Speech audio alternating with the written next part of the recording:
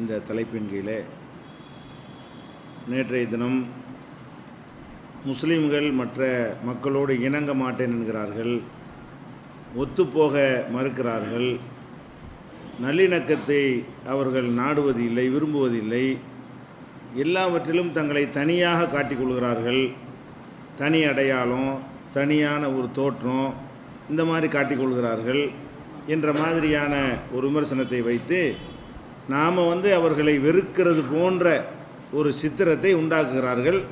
அதனால் இதை மாற்றணும், இஸ்லாத்தை மாற்றிடணும், இது மாதிரி ஒரு மார்க்கம் இருந்துச்சுன்னு சொன்னால் மனிதர்களுக்கு மத்தியில் நல்லிணக்கம் ஏற்படாது, இவங்க தனியாக தான் நிற்பாங்க எல்லாத்துலேயும் அப்படின்னு சொல்லி கொண்டிருக்கிறார்கள்.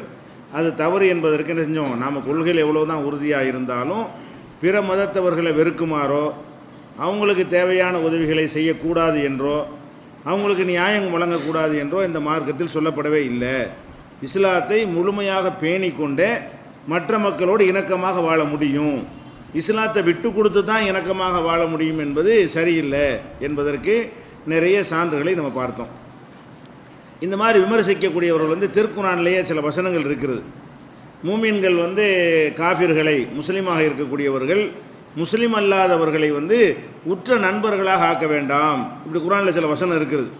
எப்படி ஜிஹாதுக்கு சில வசனங்கள் இருந்ததோ அதை இவங்க தவறாக புரிந்து கொண்டு வேறு மாதிரி திசை திருப்பினார்களோ, அந்த மாதிரி குரானில் நீங்கள் எடுத்து பார்த்தீங்கன்னா 3வது அத்தியாயத்தில் 28வது வசனத்தில் லா எத்தஹிதில் மூமினூனல் காஃபிரீன் அவுலியா மின் தூனில் மூமினீன், மூமின்களாக முஸ்லீம்களாக இருக்கக்கூடியவர்கள் முஸ்லீம் அல்லாதவர்களை நண்பர்களாக நீங்கள் ஆக்க வேண்டாம், முஸ்லீம்கள் முஸ்லீம்களோடு தான் நட்பு கொள்ள வேண்டும், இப்படிங்கிற கருத்து எதில் இருக்கிறது, 3:28 இருக்கிறது. அப்போ 4வது அத்தியாயத்தில் 144 எடுத்து பார்த்தீங்கன்னா யா அய்யுஹல்லதீன ஆமனூ லா தத்தஹிதுல் காஃபிரீன அவுலியா மின் தூனில் மூமினீன், மூமின்களை விட்டுவிட்டு மூமின்கள் அல்லாதவர்களை, முஸ்லீம் அல்லாதவர்களை நீங்கள் ஒரு உற்ற நண்பர்களாக ஆக்கி கொள்ளாதீர்கள். இது 4வது அத்தியாயத்தில் 144வது வசனத்தில் இருக்குது. இது மாதிரி சில வசனங்கள் இருக்கிறதா, இதை பிடித்துக்கொண்டு என்ன செய்கிறாங்கன்னு கேட்டால் இவங்க எப்படி மூளைச்செலவு பண்ணுறாங்கன்னு பார்த்தீங்களா, முஸ்லீம் மற்றவங்களோட நட்பாக இருக்கக்கூடாது, பழகக்கூடாது, முஸ்லீம்னா முஸ்லீமோட தான் நட்புறவு வைத்துக்கொள்ளணும், அவங்க வேதத்தில் அப்படி தான் இருக்கிறது, குரான்லேயே அப்படி தான் இருக்கிறது என்று சொல்லி சில வாதங்களை வைப்பார்கள். குரானில் அப்படி இருக்குது என்பது உண்மை. குரானில் இருக்குதுன்னா எந்த காலத்தில் எதை பற்றி எந்த மாதிரி தன்மை உள்ளவர்களை பற்றி சொல்லுது என்பதும் அதே குரானில் விளக்கப்பட்டிருக்குது. ஒட்டுமொத்தமாக நீங்கள் முஸ்லீம்கள் முஸ்லீம் அல்லாதவங்களை வெறுத்துருங்க, ஒதுக்கிடுங்க என்று சொல்லப்படவே இல்லை. எப்படி சொல்லப்பட்டிருக்கிறது, அது சில கண்டிஷன் போட்டு சொல்லுது. இஸ்லாம் என்ன சொல்லுதுன்னா, நீங்கள் முஸ்லீம்கள் முஸ்லீம் அல்லாதவங்களோட இணக்கமாக இருக்கலாம், பழகலாம், ஒட்டுமொத்தமாக அவங்களை நீங்கள் பகைக்க தேவையே இல்லை. அதை அல்லாஹ் குர்ஆனில் தெளிவுபடுத்துகிறான்னு அதையும் வச்சு தானே விளக்கம் கொடுக்கணும். ஒரு நூலில் உள்ள ஒருத்தருக்கு ஒரு கருத்து சொல்கிறாருன்னு சொன்னால் ஒட்டுமொத்த நூலையும் வாசித்து அந்த ஒட்டுமொத்த நூலிலிருந்து பெறக்கூடிய சாராம்சத்தை தான் நம்ம என்ன செய்யணும், அதனுடைய கருத்தாக சொல்ல வேண்டும். ஒரு வரியை எடுத்துக்கொண்டு சொன்னோமே ஆனால் எந்த ஒரு நூல்லையும் தவறான கருத்து மாதிரி சித்தரிச்சுட்டு போயிடலாம். இது ஒரு வரி, இது ஒரு வசனம், இது முன்னாடி என்ன சொல்லுது பின்னாடி என்ன சொல்லுது, ஒட்டுமொத்தமாக இந்த குர்ஆனுடைய போதனையுடைய சாராம்சம் எப்படி இருக்கிறது எல்லாம் தெளிவாக விளக்குறான். 5வது அத்தியாயத்தில் 57வது வசனத்தை எடுத்துக்கிட்டீங்கன்னா யா அய்யுஹல்லதீன ஆமனூ லா தத்தஹிதுல்லதீன இத்தஹது தீனக்கும் ஹுஸ்வம் வல் ஐபா, உங்களுக்கு ஒரு மார்க்கம் இருக்குது, இஸ்லாம்னு ஒரு மார்க்கத்தை நான் தந்திருக்கிறேன், அந்த மார்க்கத்தை யார் கேலி கிண்டல் செய்து கொண்டிருக்கிறார்களோ, உங்கள் மார்க்கத்தை கொச்சைப்படுத்தி விமர்சனம் பண்ணி கொண்டிருக்கிறார்களோ அவங்கள நண்பராக்காதீங்க, முஸ்லீம் அல்லாதவர்களை நண்பராக்காது நல்லா சொல்கிறான். அது யாரை சொல்கிறான்னு கேட்டால் அவங்களுடைய தன்மை அங்கே சொல்லப்படுகிறது. அப்போ இஸ்லாத்தை கேவலமாகவும் கொச்சையாகவும் மேடை போட்டு பேசுனா எப்படி தான் நண்பன் ஆக்குறதுன்னு கேட்குறேன். எப்படி நம்ம நண்பன் ஆக்க முடியும்? நாம் ஒரு நிலைப்பாட்டில் இருக்கும் பொழுது நம்மளை அதை கொச்சைப்படுத்துறதையே கொள்கையாக வச்சுருந்தால் நம்ம ஒதுங்கி கொள்வது தானே நேர்மையான செயலாக இருக்கும். அதில் போனால் அது கோழைத்தனமாகவும் அது அடிமைத்தனமாகவும் போய்விடும். நீ என்ன வேணாலும் திட்டிட்டு போ, என்ன வேணாலும் எங்களை ஏசிட்டு போ, நாங்கள் உன்ட்டு காலில் விழுகிறோம் அப்படின்னு இருக்கலாமா? தனி மனிதனும் இருக்க முடியாது. எந்த ஒரு விஷயத்திலும் அப்படி இணங்கி போகக்கூடாது. சுயமரியாதை ஃபஸ்ட்டு தேவை. நம்ம மான மரியாதையை காப்பாற்றி கொள்ள வேண்டும். அப்போ எல்லாம் எந்த மாதிரியானவர்களோடு பழக்க வைத்து கொள்ள வேண்டாம்னு சொல்கிறான்னு கேட்டால் மேடையை போட்டு இஸ்லாத்தை தாறுமாறாக பேசுறது, கேவலப்படுத்துறது, இஸ்லாத்தை கொச்சப்படுத்துறது தங்களுடைய கொள்கையாக வைத்துக்கொள்ளுது. அப்போ வெளிப்படையாக நீங்கள் அதை உங்களுடைய பகைமையை டிக்ளேர் பண்ணி இருக்கும் பொழுது எப்படி நட்புறவு பாராட்டுறது? இப்போ இந்துத்துவ இயக்கங்கள், சங் பரிவார இயக்கங்கள்லாம் இருக்கிறாங்க. அவங்களுடைய வேலையே இதுவாக இருக்கிறது. இங்கே நம்ம நாட்டை பொறுத்த வரைக்கும் இதே மாதிரியான ஆட்கள் எல்லாரும் அப்படி இருந்தாங்க. நபிகள் நாயகம் ஸல்லல்லாஹு அலைஹி வஸல்லம் காலத்தில் வந்து எல்லாருமே இஸ்லாத்தை அழிச்சிடணும் என்பதற்காகத்தான் சுற்றி இருந்த அனைவரும் இருந்தார்கள். அந்த மாதிரியான தன்மை இருக்கிறதுனால தான் பழக வேண்டாங்கிற அல்லாஹ். அப்போ உங்களை கேலி செய்வான், கிண்டல் செய்வான், வாங்கன்னு தோளில் போட்டு இப்படி உற்ற நண்பர் ஆக்குறது மன ரீதி அதற்கு நடிக்கிறதா தான் இருக்கும். அப்படி உற்ற நண்பர் ஆக போனோமே ஆனால் நாம் நடிப்பவர்களாக இருப்போமே தவிர மனசு ஒத்துக்கிறோமா? அதை நம்மளை திட்டுற, உங்கள் குடும்பத்தை திட்டுற ஒருத்தனோட போய் நீங்கள் தோழமை கொள்வீங்களா? அது சொல்ல மாட்டீங்க. உங்கள் தாய் தந்தையை திட்டுறவனோட போய் நீங்கள் வாப்பா அம்மா திட்டினாலே நாங்கள் நண்பர்கள் இருப்போமா? கொச்சப்படுத்தி கேலி செஞ்சா இப்படி ஒவ்வொரு மனிதனுக்கு வந்து அவன் விரும்பக்கூடிய ஒன்றை அடுத்தவர்கள் கேலி கிண்டல் செய்வார்களேயானால், கொச்சைப்படுத்துவார்களேயானால் அவங்களோட அவனை நட்பு இருக்க முடியாது. ஒரு தேவைக்கு ஒரு காரியம் சாதிக்கிறதுக்கு நடிக்கிறதுக்கு வேண்டாம் அப்படி இருப்பானே தவிர அது உள்ளத்திலிருந்து வரக்கூடிய நட்பாக இருக்க முடியாது. இந்த ஒரு விஷயத்தை மறைத்து விடுவார்கள். காபிர்களை நண்பர்கள் ஆக்காதீங்கன்றதை எடுத்துக்கொள்வார்கள். யாரை சொல்லுகிறது என்பதை என்ன செய்ய மாட்டாங்க, எடுத்துக்கொள்ள மாட்டார்கள். அதே மாதிரி அல்லாஹ் என்ன சொல்லி காட்டுறான், எவ்வளோ அழகாக சொல்கிறான்னு பாருங்கள். ஒலா எஜிரிமன்னக்கும் ஷனஆனு கௌமின் அலா அன் சத்தூக்கும் அனில் மஸ்ஜிதுல் ஹராம். மஸ்ஜிதுல் ஹராம்ங்கிற காபத்துல்லாவுக்கு நேற்று சொன்னோம், சஹாபாக்கள்லாம் போனாங்க, உம்ரா செய்வதற்கு போனாங்க, தடுக்கிறாங்க, விடமாட்டோன்னு தடுக்கிறாங்க. அது அல்லாஹ் சொல்லி காட்டுறான், உங்களை வந்து மஸ்ஜிதுல் ஹராமுக்கு வரக்கூடாதுன்னு தடுத்தாங்களே, அவர்கள் தடுத்த காரணத்திற்காக வேண்டி அவங்களுக்கு நீ அநியாயம் செஞ்சிடாதீங்க. அதை நம்ம எவ்வளோ கசப்பு பாராட்டுறது அநியாயம் செய்ய சொல்லணும். இன்னும் சொல்ல போனால் தாவணும் அல்ல பிர்ரி ஒத்தக்குவா, நல்ல விஷயம்னு வந்து விட்டால் ஒருத்தருக்கு ஒருத்தர் உதவியாக இருந்துக்கிறங்க. அவன் தடுத்த தனி விஷயம், அதனால என்ன செய்யக்கூடாது, நீதி வழங்குறதுலேருந்து நீங்கள் விலகி விடக்கூடாதுங்கிற அளவில் தான் நம்முடைய மார்க்கம் நமக்கு சொல்லி தருகிறது.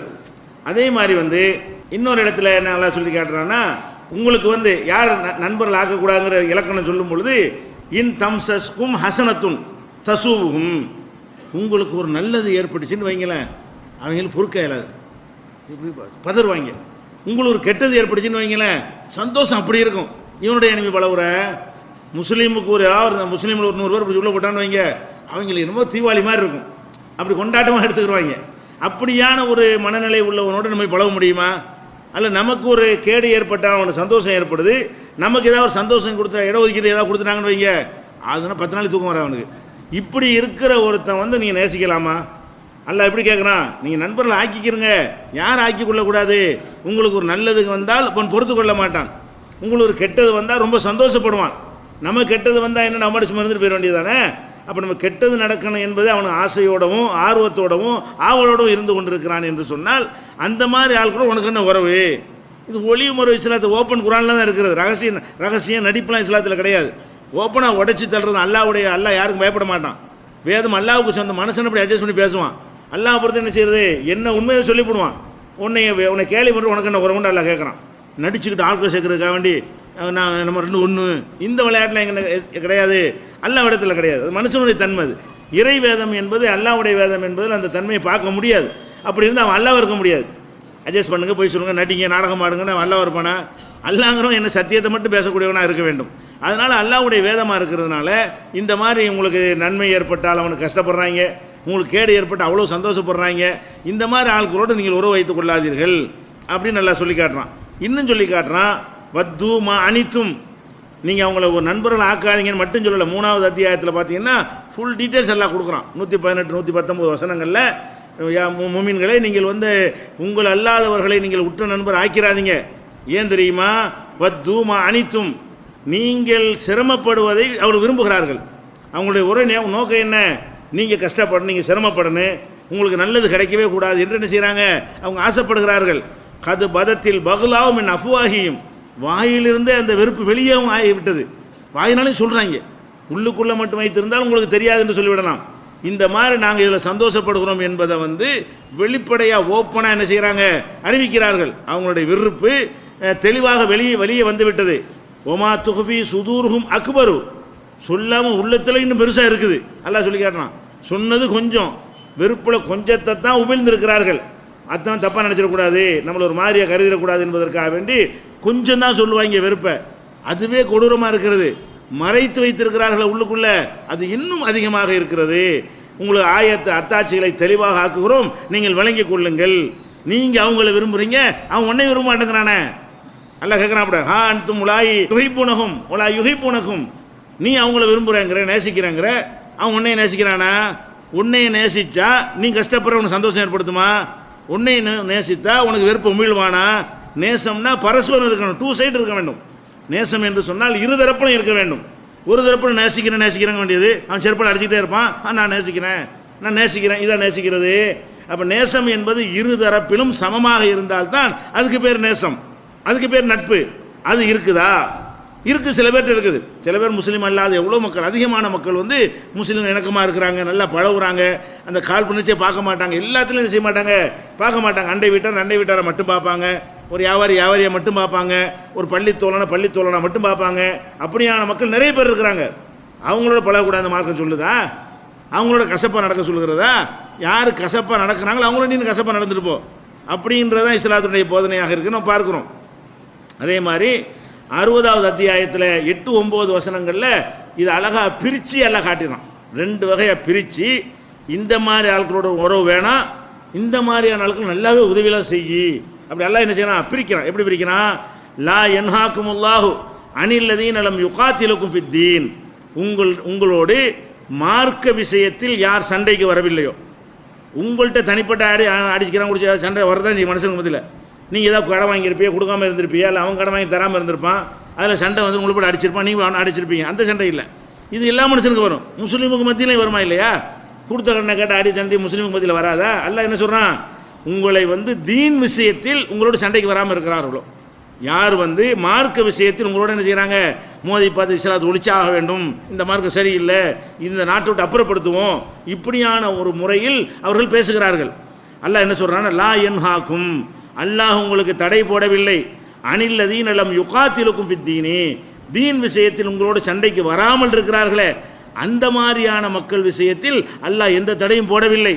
வலம் யுஹ்ரிஜூ மின் தியாரிக்கும், உங்கள் சொந்த ஊரிலிருந்து உங்களை வெளியேற்றாமல் இருக்கிறார்களே, ஊரை விட்டு வெளியேற்றினாங்கல்ல, அப்படி இல்லாதவர்களாக இருக்கிறார்களே அந்த மாதிரியான மக்களுக்கு வந்து அந்த பர்ருஹும் துக்ஸிது இலையும், அவங்களுக்கு நீங்கள் நன்மை செய்வதையும் அவங்களுக்கு நீதி வழங்குறதையும் அல்லாஹ் தடுக்கவே இல்லை.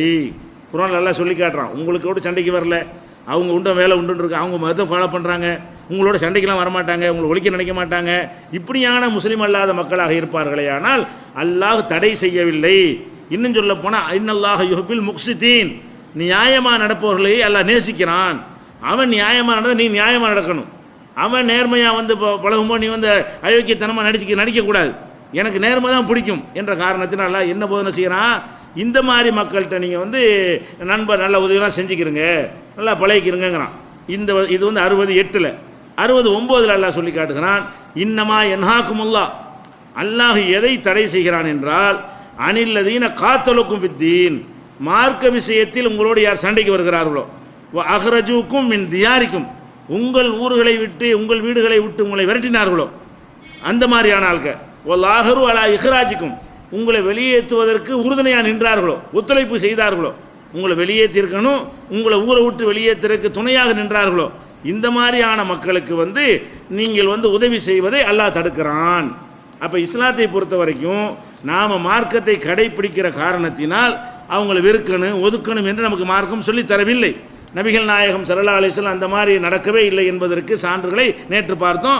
அல்லாஹ் அதை பிரித்து தான் காட்டுகிறான். அப்போ இதை விளங்கி கொண்டோமையானால் நாங்கள் இணங்க மாட்டேங்கிறீங்க, ஒத்து வர மாட்டேங்கிறீங்க, பகைமையை காட்டுறீங்கன்னா பகைமையெல்லாம் காட்டவே இல்லை. நாங்கள் எங்கள் இஸ்லாத்தில் இருந்து கொண்டே என்ன செய்வோம், நியாயமாக நடப்போம், நேர்மையாக நடப்போம், எல்லா மக்களும் நேசிப்போம். முஸ்லீம் அல்லாதவர்கள் என்று உலக விஷயங்களில் நாங்கள் பிரித்து பார்க்க மாட்டோம். கல்யாண காட்சியில் பிரித்து பார்ப்போம், எங்கள் பொண்ணு எங்களில் உள்ள ஆளுக்கு தான் நான் கொடுப்போம், எங்கள் மாப்பிள்ளைக்கு எங்களில் உள்ள பொண்ணை தான் எடுப்போம், அது மாதிரி பிரித்து பார்ப்போமே தவிர உலக விஷயங்களில் எந்த விதமான கொடுக்கல் வாங்கலையும் நாங்கள் என்ன செய்ய மாட்டோம், பிற மதத்தை வெறுக்க மாட்டோம். அப்படி எங்களுக்கு மார்க்கம் போதிக்கலை என்பதை அவர்களுக்கு நம்ம என்ன செய்யணும், பதிலாக சொல்ல வேண்டும். அதே நேரத்தில் வந்து அவங்களுடைய அடுத்த விஷயம் என்ன செய்வாங்கன்னு கேட்டால், நம்ம பல விஷயங்களை நம்ம தனித்து காட்டுறோம் இல்லையா, அதுதான் முக்கியமாக எடுத்து காட்டுறாங்க.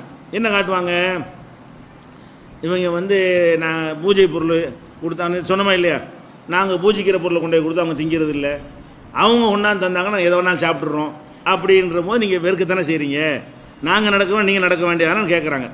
இதில் எதுக்காக வேண்டி நம்ம அந்த பொருளை தவிர்க்கிறோம், ஒன்றுக்கு ரீசன் இருக்குது. நம்ம எதையெல்லாம் தவிர்க்கிறோமோ அதுக்கு வந்து அறிவுபூர்வமாக நியாயமாக எந்த ஒரு நேர்மையான பார்வை உள்ளவர் பார்த்தாலும் ஒத்துக்கொள்ளக்கூடிய வகையில் தகுந்த காரணம் இருக்குது. என்ன தகுந்த காரணம், ஒருத்தர் ஒரு வாழைப்பழத்தை நீங்கள் அவருக்கு கொடுக்குறீர்கள், அவர் வாங்கி கொள்கிறார். அவரும் உங்களுக்கு ஒரு வாழைப்பழத்தை தருகிறார், நீங்கள் வாங்கி கொள்ளலாம். ஏன்? நீங்கள் வாழைப்பழம் கொடுக்குறீங்க, அவர் வாழைப்பழம் தருகிறார். அல்லது நீங்கள் ஒரு தேங்காயை அவருக்கு கொடுக்குறீர்கள், அவன் மறுநாள் உங்களுக்கு ஒரு தேங்காயை தருகிறார், வாங்கி கொள்ளலாம். ஏன்? நீங்கள் தேங்காயை கொடுத்து இவர் தேங்காயை தந்தார். ஆனால் எதை வாங்கக்கூடாதுன்னு சொல்கிறோம் என்றால், ஒரு பொருளை தந்து அதை வேற ஒன்றாக உங்களை சித்தரித்து, இது பிரசாதம், இது வாழைப்பழம் இல்லை, இது பூஜை செஞ்சதுனால இதில் எக்ஸ்ட்ரா பவர் விட்டது, கூடுதலான சக்தியில் இருக்கிறது, புனித பொருள் அப்படின்னு சொல்லி நம்மள்கிட்ட தரும் பொழுது அதில் ஒரு நம்பிக்கையும் சேர்த்து திணிக்கப்படுகிறது. வாழைப்பழம் மட்டும் நம்மள்கிட்ட தரப்படவில்லை. எது திணிக்கப்படுகிறது? ஒரு சில மந்திரங்களால் அந்த வாழைப்பழம் புனிதமாகிவிட்டது, அந்த வாழைப்பழத்துக்கு எக்ஸ்ட்ரா பவர் விட்டது. அதனால என்ன செய்வாங்க? சாதாரண வாழைப்பழத்தை சும்மா வாங்கிக்கிறோம், அப்படி வாங்கிக்கிறவாங்க. பிரசாதம் தான் இப்படி தான் வாங்குவாங்க. அதே பொழுது அதே வாழைப்பழம் தானே, அதே வாழைப்பழத்தை கொண்டு ஒரு இடத்துல வச்சு விட்டு ஞாபகம் மந்திரம் சொன்னோன்னே அதில் என்னமோ பவர் வந்துருச்சுன்னு நினைக்கிறாங்க. அது நீங்கள் நினைக்கிறீங்க, நம்பிட்டு போங்க. நாங்கள் அந்த மாதிரி நம்பி ஏற்றுக்கொண்டோமே, ஆனால் அந்த ஒரு தவறான கொள்கையை நாங்கள் ஏற்றுக்கிட்டு ஆகுமா இல்லையா? அது வாழைப்பழத்துக்கு மேலே இல்லையே, அது வாழைப்பழம் தானே இருக்குது. ஒன்று அதில் உள்ள என்ன பவர் இருக்குன்னு காட்டுங்க, காட்டினா ஏற்றுக்கிறோம். பவர் இருக்குன்னு என்ன செய்யணும்? ஒரு டெஸ்ட் பண்ணி பார்த்து லேபில் கொண்டு போய் கொடுத்து இந்த வாழைப்பழத்தையும் பாருங்கள், இந்த வாழைப்பழம் பாருங்கள் என்னமோ இருக்குது அப்படின்னு காட்டினா கொண்டாங்கன்னு வாங்கிக்கலாம். எக்ஸ்ட்ரா என்னமாவது இருந்தால் ஒன்றும் கிடையாது. இவனா நினைக்கிறான், இவனா என்ன செய்கிறான்? ஒரு சாதாரண சக்கரை தான், சாதாரண வாழைப்பழம் தான், சாதாரண தேங்காய் தான், சாதாரண எண்ணெய் தான், ஏதோ ஒன்று தரான்னு வைங்க.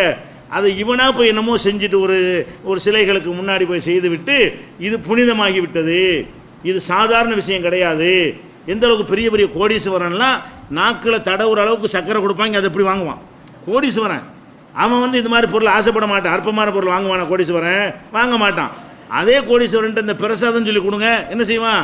ஒன்றுக்கும் இல்லாத பொருளை கூட வாங்குவான், அப்படி வாங்குவான். ஏன்? இது இப்போ கடவுளுடைய இது, இதில் என்னமோ இருக்குது, அதில் எக்ஸ்ட்ரா பவர் இருக்குன்னு நம்புகிறான். அப்போ நம்ம எதுக்கு அதை மறுக்கிறோம் என்று சொன்னால், உங்களை வெறுக்கிறதுக்காக நாங்கள் மறுக்கலை, நீங்கள் முஸ்லீம் அல்லாதவர்களாக இருக்கிறீங்க என்பதற்காக மறுக்கிறோம். நீங்கள் வாழைப்பழத்தை தான் வாங்கியிருக்கிறோமே, நேற்று வாங்கியிருக்கிறோமே, நீங்கள் சோத்தை கொடுத்துட்டா வாங்குவோமே, நீங்கள் எந்த பொருளை தந்தாலும் ஒரு சட்டை எடுத்தாங்க வாங்கி போட்டுக்கிறோமே, நாங்கள் ஒரு சட்டையை தந்தால் நீங்கள் போட்டுக்கிறீங்க, நீங்கள் ஒரு சட்டையை தாங்க நாங்களும் போட்டுக்கிறோம். இது வரைக்கும் மறுத்தது இல்லையே. எதை மட்டும் மறுக்கிறோம்? பிரித்து தான் மறுக்கிறோம். எவ்வளோ நுணுக்கமாக விவரமாக இருக்கும்னு பாருங்கள். அப்படி அவங்க சிந்திக்கணும். பயங்கர துல்லியமாக இருக்கிறாங்க. அப்படி பாராட்டுற அளவுக்கு நம்ம இருக்கிறோம். நம்ம என்ன செய்கிறோம்? எதை வேணாங்கிறோம்? சாதாரணமான ஒரு பொருளை அந்த பொருளாகத்தான் பார்க்கணும். எப்பொருளாக இருந்தாலும் அப்பொருள் மெய்ப்பொருள் காண்பது அறிவு. அப்படி தானே சொல்கிறான். எப்பொருள் யார் வாய் கேட்பினும் அப்பொருள் மெய்ப்பொருள் காண வேண்டும். எப்பொருளை கொண்டாந்து தர்றீங்கன்னா மெய்ப்பொருள் என்ன? அது வாழைப்பழம் தான். நீ என்னமோ அதுக்கு பேரை சூட்டி கொண்டாலும், என்னமோ இருக்குது உள்ளக்க நீ சொன்னாலும், அது நீங்கள் தான் சொல்லிக் கொள்வது மெய்யான பொருள். அது என்ன பொருள்? இதுதான் பொருள். தேங்காய்னா தேங்காய் தான். அப்போ தேங்காய்ன்னு சொல்லாமல் இதில் என்னமோ பயங்கரமான விஷயங்கள்லாம் இருக்குதுன்னு சொன்னால் அதை நாங்கள் ஏற்றுக்கிட்டு ஆகுமா இல்லையா? நாங்கள் அது இல்லைன்னு சொல்லிகிட்டு இருக்கிறோம். இப்படியான நம்பிக்கை ஒளியணும்னு நாங்கள் சொல்லிட்டு இருக்கிறோம். நீனும் இதுலேருந்து மாறணும்னு நாங்கள் சொல்லிட்டு இருக்கிறோம். நீ ஏன்டா யாரோ ஒரு மனுஷன் போய் இப்படி செஞ்சவனுக்கு பவர் வந்துச்சுன்னு நினைக்கிற? கடவுளை பவர் ஏற்றி கொண்டு தந்தாரா? நீனா தான் அந்த பொருளை வச்சுக்கிற, நீனா தான் கொண்டு முன்னாடி வைக்கிற, நீனா தான் என்னமோ சொல்கிற, அதுக்கு பிறகு என்னமோ ஆயிடுச்சுங்கிற. ஏன் இப்படி ஏமாறுகிறீர்கள் என்று நம்ம என்ன செய்கிறோம்? போதனை செய்கிறோம். அப்போ ஏமாறாதீங்க என்று போதனை செய்யக்கூடிய ஒரு ஆள் வந்து அதில் நம்மளை ஏமாத்துறதுல ஒரு அங்கம் வகிக்க சொன்னால், அதை அங்கீகரிக்க சொன்னால், அதுக்கு தான் மறுக்கிறோம். எதை மறுக்கலை? அந்த பொருளை மறுக்கலை, நட்பை மறுக்கலை, அவனை மறுக்கலை. கொடுக்குறான் அவனே வெறுக்கிறோம். அவன் 95% பொருள்களை தரும்போது வாங்கி கொள்கிறோம். 5% பொருள்களில் நம்ம என்ன செய்கிறோம்? முரண்படுகிறோம். அதை வேணாங்கிறோம். அதுக்கு இந்த மாதிரி ரீசன் இருக்குது. இன்னும் சொல்ல போனால் அவன் தந்தால் மட்டும் வாங்க மாட்டான்னு சொல்ல மாட்டோம், நம்ம ஆளு தந்தால் வாங்க மாட்டோம். இந்த மாதிரி நம்பிக்கையோட தப்பு இருக்குன்னு தர்றான். நாகூர் ஆண்டவர் அப்போ வாங்குவோமா? நீ முஸ்லீம் அல்லாதவனுக்கு வெறுக்கிற நீ நினைக்கிற இல்லை, நீ எக்ஸ்ட்ரா இல்லாத ஒன்று இருக்குன்னு சொல்கிற பாரு, அதை தான் நாங்கள் மறுக்கிறோம். ஒருத்தர் வர்றாரு, முஸ்லீமாக இருக்கார், நாகூர்லேருந்து வர்றாரு, இந்தாங்க நாகூர் ஆண்டவர் தப்பு இருக்குது அப்படின்னு சர்க்கரையை தர்றாரு. நம்ம என்ன செய்வோம்? வாங்க மாட்டோம். ஹராம். ஏன் வாங்குறோம்? சக்கரைன்னு தான் வாங்கிக்கிறேன். நாகூரில் மலிவா சக்கரை கிடைச்சி வாங்கிட்டு வந்து 5 கிலோ கொண்டு வாங்கிக்கிறேன். ஏன் நாகூரில் சக்கரைன்னு வேணான்னு சொல்ல போகிறேன்னா? அப்படி பொருள்களை நாகூரில் கிடைக்கிற பொருளை கொண்டாந்து தான் வாங்கிக்கிறோம், தப்பு கிடையாது. ஆனால் என்ன சொல்லி தரக்கூடாது? இதில் விஷயம் இருக்குது, இதில் விசேஷம் இருக்குது, இதில் புனிதம் இருக்குது, இதில் என்னமோ எக்ஸ்ட்ரா இருக்குன்னு வாங்குவோமா? அப்போ முஸ்லீமும் செஞ்சாலும் வாங்க மாட்டேங்கிறமே. முஸ்லீமில் ஒரு அறிவியனன் முஸ்லீமுடைய ஒரு தர்கான்னு சொல்லக்கூடிய முஸ்லீம் செய்யக்கூடிய இந்த பூஜையில் ஒரு என்னமோ ஏற்பட்டது நம்பி நம்மள்கிட்ட தந்தால் அதை வாங்கலாமா? வாங்கக்கூடாது. எதனால் வாங்கக்கூடாது? அவனை வெறுக்கிறதுக்காக வேண்டியா? அவனுக்கு தான் சேத்தனை இடஒதுக்கீடுலாம் கேட்குறோம், அவனே வெறுக்கிறோம். அவனை வெறுக்கலை, இந்த செயலை வெறுக்கிறோம், இந்த மூட நம்பிக்கையை வெறுக்கிறோம். இது உலகத்திலிருந்து ஒளியணும்னு நம்ம நினைக்கிறோம். எதை உலகத்தில் ஒழிக்க நினைக்கிறோமோ அதை நீங்கள் அங்கீகரிக்க சொன்னால் அதானே இதுக்கு அர்த்தம். இது வாங்கிக்கிறீங்கன்னு சொன்னால் என்ன அர்த்தம்? அது நாங்களும் அதை பிரசாதம்னு ஒத்துக்கிற சொல்கிறீங்களா? அது தப்புருக்குன்னு ஒத்துக்கிற சொல்கிறீங்களா? நீ என்னமோ செஞ்சுட்டு எங்கள்கிட்ட வெறும் பொருளாக கொண்டாந்து கொடு, எங்களுக்கு எந்த மறுப்பும் கிடையாது. யார் இருந்தாலும் வாங்கிக்கிறோம். அந்த பொருள் மார்க்கத்தில் அனுமதிக்கப்பட்டதாக இருந்தால் யார் இருந்தாலும் வாங்கிக்கிறோம். அனுமதிக்கப்படாத ஹராமான பொருளாக இருந்தால் யார் தந்து வாங்க மாட்டோம். இந்த பாலிசியில் நம்ம தெளிவாக இருக்கிறோம். அப்போ பிற மதத்தவர்கள் தர்ற அந்த பூஜை பொருள்கள் வாங்குறது இல்லைன்னா அவனை வெறுக்கிறதுக்கு இல்லை என்பது புரிய வைக்கணும். நீங்கள் என்ன செய்யணும் மக்களுக்கு? அப்படி வேறு ஏதாவது பொருள் நாங்கள் மறுத்துருக்கோம். அப்போ இது வரைக்கும் எந்த பொருளை தான் வாங்கிக்கிறோமே, நீ ஏன் இந்த இல்லாத ஒரு நம்பிக்கையை நீ உண்டாக்குற? அதில் என்ன சாதாரண பொருள்னு சொல்லு, அதில் கொஞ்சோண்டு பொருளை வச்சுட்டு என்னமோ அதில் இருக்குன்னு நினைக்கிற, அதில் புனிதமாயிருச்சுன்னு நினைக்கிறேன். நான் இதெல்லாம் நேர்மையான ஒரு சிந்தனையா? இது மூட நம்பிக்கை அவனுக்கு தெரியலையா? அந்த மூட நம்பிக்கை நான் எப்படி உடன்படுவேன் அப்படிங்கிறதுக்கு நம்ம மருத்துவமே. ஆனால் அதை என்ன செய்ய மாட்டேங்கிறாங்க, அதை புரிஞ்சுக்கிறாம வேறு மாதிரி கசப்பை கூட்டுகிறார்கள். நீங்கள் இப்படி விளக்கி சொல்ல வேண்டி இருக்கிறது. இது ஒரு விஷயம். அதே மாதிரி அறுக்கிற விஷயம் இருக்குல்ல, பிராணிகளை அறுக்கிறது. நாங்கள் நீங்கள் கோழி அறுத்து தந்தால் நாங்கள் திங்கிறோம். நாங்கள் கோழி அறுத்து அதில் அடித்து கதவுல வச்சு அடிப்பாங்க நச்சு, அதில் தண்ணியில் முக்கி சாகடிச்சு தந்தால் என்ன செய்ய மாட்டேங்கிறோம், நீங்கள் திங்க மாட்டேங்கிறீ, அது என்ன அப்படின்னு கேட்குறாங்க. இதில் எங்களுக்கு ஆன்மீகமாக நம்பிக்கை இருக்குது. என்ன நம்பிக்கை இருக்கிறது? நாங்கள் எதுக்காக வேண்டிய ஒரு முஸ்லீம் அறுத்ததை சாப்பிடணுங்கிறோம், மற்றவங்க அறுத்தாலோ வேறு மாதிரி சாகடித்தாலோ ஏன் சாப்பிடக்கூடாதுங்கிறோம். அதுக்கெல்லாம் ரீசன் வச்சுருக்குறோம். என்ன ரீசன் இருக்கிறது? அறுக்காமல் இருந்துச்சுன்னு வைங்க, அதில் 2 ரீசன் வந்துடும். அவங்க அறுத்தே தந்தாலும் அதில் ஒரு ரீசன் இருக்குது. என்ன ரீசன் கேட்டால், எந்த ஒரு பிராணியாக இருந்தாலும் அறுத்து ரத்தம் வெளியேறினதை நம்ம சாப்பிடலாம். ரத்தம் ஹராமாக்கப்பட்டிருக்குது. நீங்கள் தண்ணிக்குள்ளே வச்சு அமைக்கிட்டீங்கன்னா ரத்தம் வெளியேறுமா? கழுத்தை அறுத்துட்டீங்கன்னா ரத்தம் வெளியேறிடும். இறைச்சி சுத்தமான இறைச்சி நம்ம கிடைத்து விடும், அதை சாப்பிடுவோம். அவங்களில் 90% பேர் என்ன செய்வாங்கன்னு கேட்டால், கழுத்தை நெரித்து என்ன செய்வாங்க, கொல்லுவாங்க. கழுத்தை நெரிச்சு கொள்ளும் பொழுது என்னவாக, அதில் உள்ள மூச்சு அடைச்சி செத்து போயிடுமா? அப்போ அதில் உள்ள ரத்தங்கள்லாம் அதிலே உறைஞ்சி ரத்தம் ஓடி வெளியே வராமல் கட்டியாக போய் இறைச்சியாவது இது ஆகிவிடும். சாப்பிடும்போது ரத்தத்தையும் சேர்த்து சாப்பிடுகிறோம். ரத்தம் நமக்கு தடுக்கப்பட்டிருக்கிறது. ரத்தத்தில் எல்லா விதமான கிருமிகளும் இருக்குது. உங்களுக்கு ஏதாவது நோய் ரத்தம் தான் டெஸ்ட் பண்ணுறான். எதுக்கு ரத்தத்தில் எல்லாம் இருக்க போய் தான் டெஸ்ட் பண்ணுறான். அதில் என்னென்ன இருக்கலாம் கண்டுபிடிக்கிறானா இல்லை, அது வெளியேறிடணும். ரத்தம் வெளியேறினா தான் அந்த இறைச்சி சுத்தமானதாக இருக்க முடியும். அப்போ அந்த மாதிரி அடித்து நீ தருவையானால் அது சாப்பிடுவதற்கு சுகாதாரமற்ற ஒரு இறைச்சி என்று நாங்கள் நம்புகிறோம். அது அறிவியல் பூர்வமாக எங்களுக்கு நிரூபிக்க இயலும். அறுத்த இறைச்சியும் அறுக்காமல் இந்த மாதிரி வேறு வகையில் கொலை செய்யப்பட்ட பிராணிகளுடைய இறைச்சியும் சமமானது அல்ல. அதனுடைய சுகாதாரத்தில் வித்தியாசம் இருக்கிறது என்பது அறிவியல் காரணம். அது ஒரு காரணம். ரெண்டாவது என்னன்னு கேட்டால், சரி அவன் அறுக்கிறான், அப்படி சாப்பிடலாமா? அவன் அறுக்கிறான்ல, அவன் ஒரு பிராணி என்ன செய்கிறான், கழுத்தை போட்டு வெட்டுறான். வெட்டி ஒரு கடாயை வெட்டுறான், கடைக்கு முன்னாடி உரை வெட்டி தலையை துண்டாக்கிட்டு இருக்கான், ரத்தமெல்லாம் வெளியேறும். அந்த ஒரு விஷயம் வந்துருச்சு. ஆனால் இன்னொரு மேட்ரு என்னென்னு கேட்டால், இஸ்லாத்தை பொறுத்த வரைக்கும் இந்த உயிரினங்கள் இருக்கு இல்லையா, இந்த உயிரினங்களுக்கு அல்லாஹ் தான் சொந்தக்காரன். நீங்கள் அந்த இறைச்சி அதுக்கு நீங்கள் சொந்தக்கார ஆளாக இருக்கலாம். நீங்கள் ஒரு உயிரை உண்டாக்க இயலுமா? ஒரு உயிரை கொடுக்க முடியுமா? அதுக்கு இந்த உயிரை கொடுத்தவன் யார்? அல்லாஹ் தான். அப்போ எல்லா உயிரினங்களும் எவன் படைத்தானோ அவன் தான் அதற்கு முழுமையான ஒரு அதிபதி.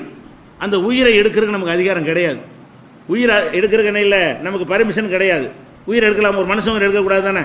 அந்த மாதிரி ஒரு ஆட்டினுடைய உயிரை போய் நம்ம எடுத்தோம்னா அல்லாஹ் கொடுத்த உயிரை நம்ம எப்படி எடுக்கிறது என்கிற குற்றம் நமக்கு என்ன செய்யும், சேர்ந்து விடும். அதுக்காக இஸ்லாம் என்ன பண்ணுதுன்னு கேட்டால், உனக்கு நீ யார் உயிரெல்லாம் எடுக்கக்கூடாது, உனக்கு சொந்தம் இல்லை, நான் தான் சொந்தக்காரன், நான் தான் படைத்தேன், நான் தான் உனக்கு அனுமதிக்கிறேன், நீ அனுமதிச்சனால தான் இறைவா நான் இதை திங்கிறேன், இல்லாட்டி நான் இப்படிலாம் கொல்ல மாட்டேன். இவ்வளையும் வச்சு தான் அறுக்க சொல்கிறான். பிஸ்மில்லா சொல்ல சொல்கிறான்ல. அல்ல என்ன சொல்கிறான், நீ என்னமோ இப்போ ஆட்டறுத்து திங்கிறதுக்கு ஒரு மந்திரம் நினச்சிக்கிட்டு இருக்காத, பிஸ்மில்லா சொல்லி அறுக்கிறதுக்கு என்ன அர்த்தம்? யாரெல்லாம் இந்த ஆடு என் ஆடு இல்லை, இது நீ படைச்ச, இந்த உயிர் உன்னுடைய உயிர், நாங்கள் உயிரை எடுத்து திங்கிறது அளவுக்கு நாங்கள் ஆளுக்கு கிடையாது, நீ தடுத்துருந்தா நாங்கள் தின்றுக்க மாட்டோம், நீ பர்மிஷன் கொடுத்துருக்குற, பிஸ்மில்லா என்று சொல்லி அறுத்த பிறகு நீ சாப்பிட்டுக்கங்கிற. அப்போ படைத்தவனாகி இருக்கக்கூடிய நீ அனுமதி கொடுத்தாய் என்று மனசில் ஒத்துக்கொண்டு அறுக்கும் பொழுது தான் அல்லாட்டிருந்து லைசன்ஸ் வாங்குறான். அதான் லைசன்ஸ். ஒரு பிராணி அறுக்கிறதுக்கு லைசன்ஸ் என்ன, ஒன்றும் லைசன்ஸ் வேணுமா இல்லையா? இந்த மார்க்கத்தில் பிராணி அறுக்கிறதுக்கு லைசன்ஸ் என்ன, எஜமான் இருக்கான் இல்லையா, அவன் சொல்லித்தந்த வாக்குமூலத்தை சொல்லிவிட்டு அறுத்தால்தான் அவன்கிட்ட லைசன்ஸ் வாங்கி அறுத்தீங்கன்னு அர்த்தம். இப்போ உலகத்தில் புரிஞ்சுக்கிறதுக்கு உதாரணத்துக்காக சொல்லணும்னு வைங்களேன், இந்த கசாப்பு கடையில் கறி விற்கிறாங்க.